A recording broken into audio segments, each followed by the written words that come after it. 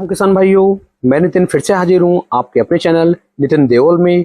किसान भाइयों, आज हम बात करेंगे मक्का की फसल के अंदर लगने वाली सुंडी को लेकर के कि मक्का की फसल के अंदर यदि सुंडी का अटैक हो गया है तो इसे हम किस तरीके से कंट्रोल कर सकते हैं, और यदि अभी अटैक नहीं हुआ है तो हम इसे आने से कैसे रोक सकते हैं। दूसरा, यदि हमारी मक्का की फसल की बढ़वार अच्छे से नहीं हो रही है तो कौन कौन से खाद डाल करके हम इसकी बढ़वार को बढ़ा सकते हैं। दोनों बातें इसी वीडियो के अंदर मैं कवर करने वाला हूँ। स्प्रे भी बताऊंगा और खाद भी आपको बताने वाला, तो वीडियो को पूरा देखें जिससे कि आपको एक बेहतर जानकारी मिल सके। तो चलिए शुरू करते हैं। सबसे पहले किसानों में मक्का की फसल के अंदर जो सुंडी का अटैक है वो बहुत ज्यादा ही आपको देखने को मिलता है। पौधा हमारा जैसे ही 1 फीट के आसपास का होकर चलता है या इससे भी बल्कि छोटा होता है तभी इसके अंदर सुंडियों का अटैक होना शुरू हो जाता है। और सुंडी जब हमारी फसल के अंदर लगती है तो हमारा जो पत्ता होता है उसके अंदर आपको हल्के हल्के से छिद्र जो है वो देखने शुरू हो जाएंगे। तो इससे आप आसानी के साथ पता लगा सकते हैं कि हमारी फसल के अंदर सुंडी का अटैक हो चुका है। यदि किसान भाइयों आपने जब सुंडी छोटी है, हल्की है, उस समय पर स्प्रे नहीं किया तो बड़ी सुंडी को आप कंट्रोल नहीं कर पाएंगे, क्योंकि ये फिर किसी भी हैवी कीटनाशक से भी किसान भाइयों नहीं मर पाती है। तो कोशिश यही करनी है कि स्टार्टिंग में ही आप इसे कंट्रोल कर लें।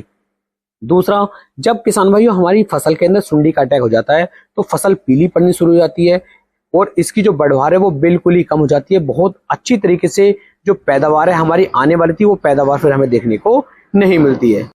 कुछ किसान भाइयों के मन में बात आती है कि सुंडी मर क्यों नहीं रही है। तो एक बात का आप ध्यान रखें, अगर आप हर बार एक ही दवाई का उपयोग करेंगे, बार बार एक ही दवाई लगाएंगे तो सुंडी फिर नहीं मर पाती है, क्योंकि वो उसकी खुराक में आ जाती है।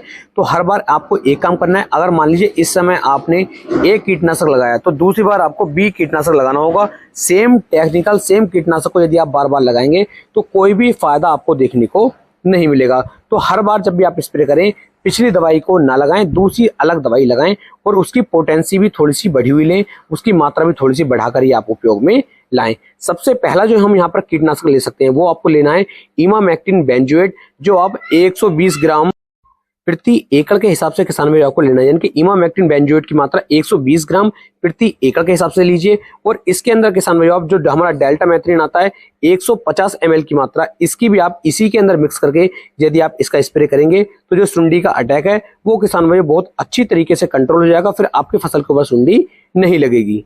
यदि किसान भाई जो सुंडी है ये थोड़ी बड़ी हो गई तो आप इस स्प्रे को ना करें, दूसरा स्प्रे में आपको बताना हूं। उस स्प्रे में किसान भाई आपको जो कार्टैप हमारी 50% एसपी फॉर्म में देखने को मिलती है, इसकी मात्रा आपको लेनी है 250 ग्राम और 250 लीटर पानी के अंदर मिक्स करके आप इसका स्प्रे कर सकते हैं। इसके अंदर भी आपको किसान भाइयों डेल्टा मैथ्रिन जो हमारा 150 ml की मात्रा है उसे भी मिक्स करके यदि आप स्प्रे करेंगे तो बहुत ही बेहतर वाले दमदार रिजल्ट किसान भाइयों आपको देखने को मिल जाते हैं।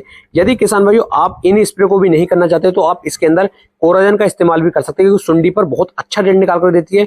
लेकिन इसकी मात्रा 80 ml प्रति एकड़ के हिसाब से लें, इससे कम मात्रा ना लें, क्योंकि इस समय पर यदि हम कम मात्रा डालेंगे तो टेम्परेचर हाई हो चुका है और हमारी फसलों पर इसके बेहतर परिणाम हमें देखने को नहीं मिलेंगे। तो 80 ml की मात्रा आपको लेनी है।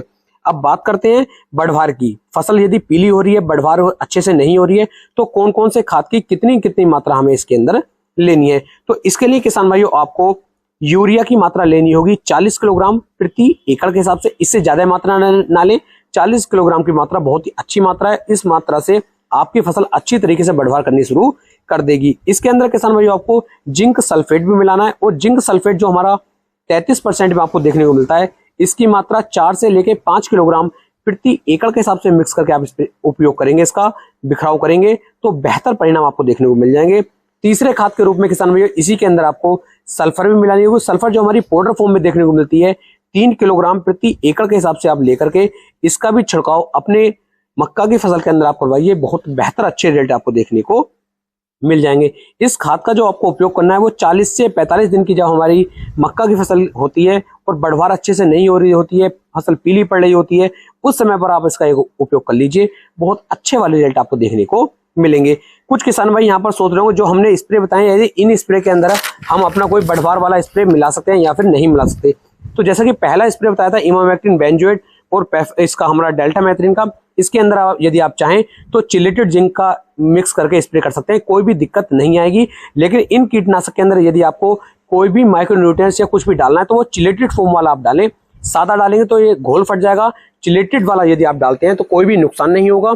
फसल अच्छे से बढ़वार करेगी और हमारी फसल के ऊपर, हमारी मक्का के ऊपर किसी भी तरह के कीट का अटैक फिर नहीं हो पाएगा। अपनी तरफ से पूरी कोशिश की है आपको एक सही और बेहतर जानकारी देने की।